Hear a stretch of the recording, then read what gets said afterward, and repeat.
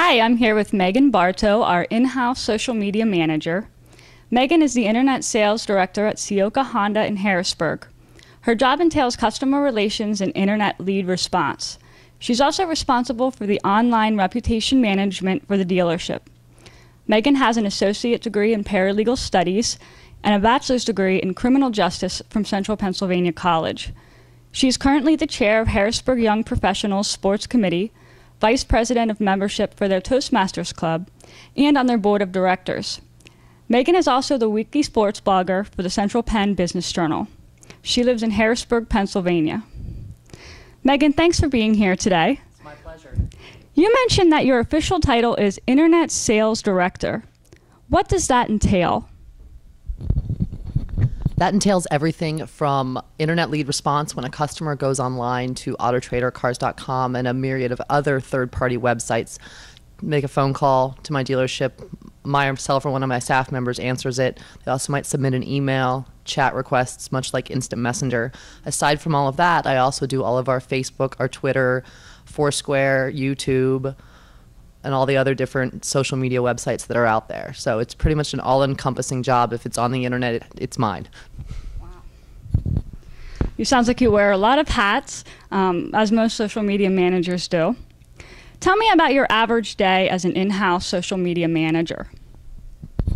An average day, my typical work schedule is 9 to 5, Monday through Friday. However, we all know the internet is open 24 hours a day, 7 days a week, even holidays. So I'll get alerts, I'll get emails throughout the day constantly. I'll reply to those. I will, search the web for our presence and make sure that there's nothing bad out there that needs to be replied to. I keep a very astute ear as far as what is going on in the internet world, not only with my company, but also with my brand, the Honda brand out in our local area. So it's all encompassing as far as what people are saying, what people are doing, and it's really challenging, and I love it. So your degree and background are in law. How did you decide to work in the field of social media and internet marketing? I was actually the paralegal program director for a local post-secondary institution. They decided to get rid of the paralegal program. That wasn't that much interest in it. So I was sitting at home and I saw an ad on one of the career websites, and it said, Ciocca Honda now hiring sales consultants, no experience necessary. So I applied, went through the training process, was on the floor as a regular traditional car sales individual, not man, for about 2 years. And within those 2 years, they realized that I was kind of, quick on the internet, could type relatively fast, knew my way around the Internet Explorer and Google Chrome. So they moved me to internet sales, and I did both internet sales and floor sales in conjunction with each other. Well, back in 2009, they decided that this internet thing's getting kind of big. Maybe we should have someone dedicated to it full time. So since I was already doing it and I already had my foot in the door as far as knowing the social media and I already had the Google Alert set up and everything to that nature, I was a natural fit for the position. This question actually wasn't in our list of questions, but do you still train or work with people that are out on the floor? It's funny. In my office, it's actually a big room, and the salesperson computer is back in that area as well. So all the new hires have to take all their Honda product knowledge tests back there.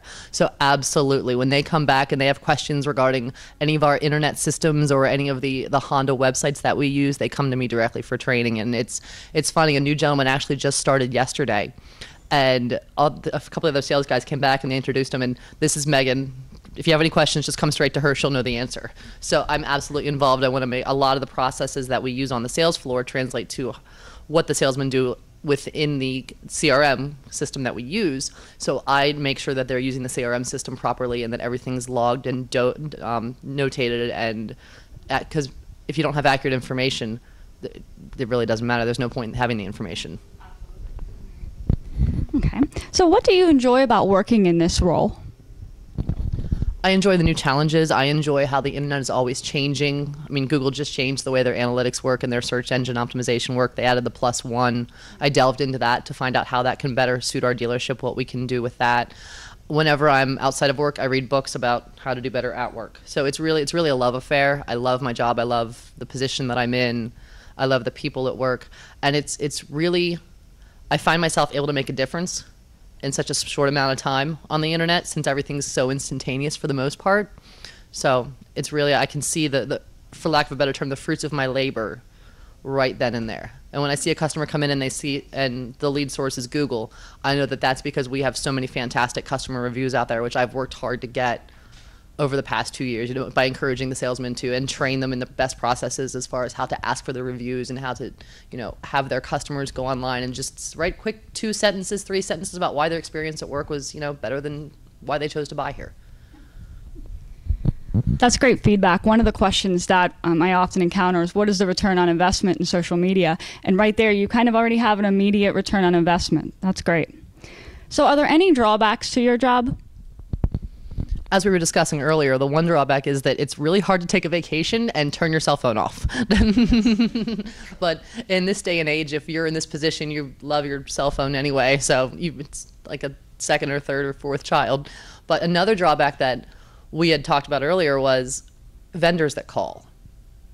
A vendor calls me, and it was actually yesterday I got a phone call, and it was a social media company.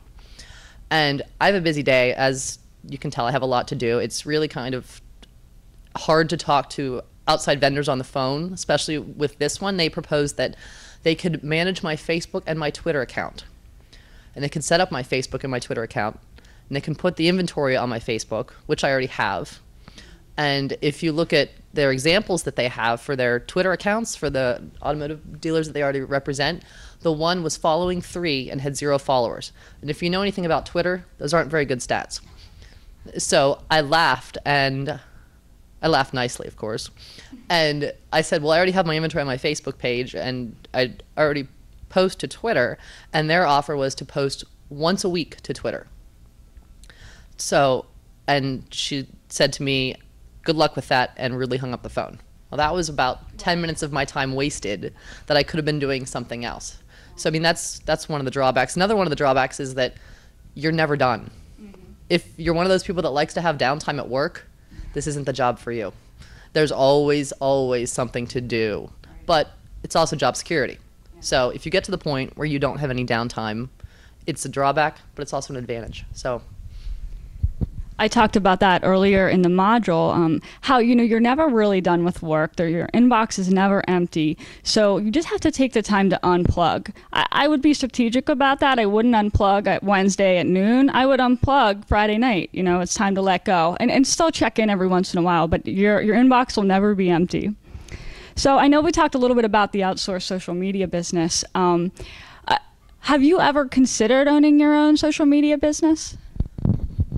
I think that's a loaded question, because I think everybody at one time or another in their life has thought, I can own my own business. I can do it. If Rachel can do it, why can't I? But I love working at the dealership. I love being able to see firsthand the dedication that our company, with our company in particular, that we have to 100% customer satisfaction. Not only when they walk in the door to buy a new car, but also when they walk in the door and just have a question. We had a customer that came in one of the fuse box panels. Her husband had tried to fix it.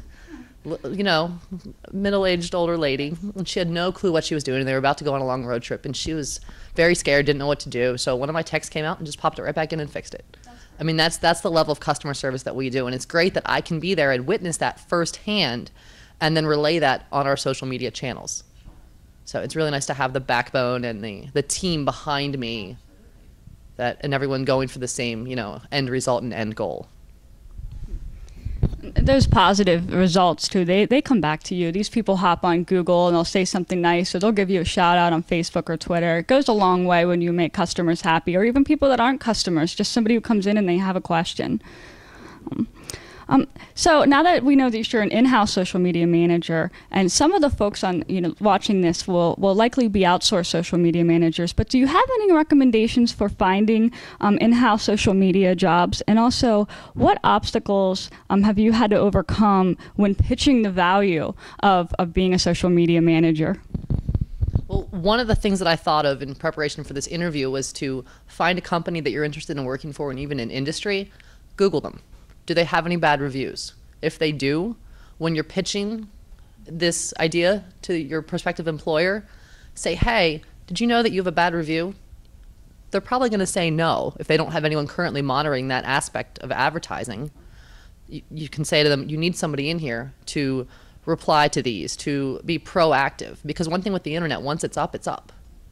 You need to be proactive in your goals and your aspirations when doing the social media so that everybody out there sees it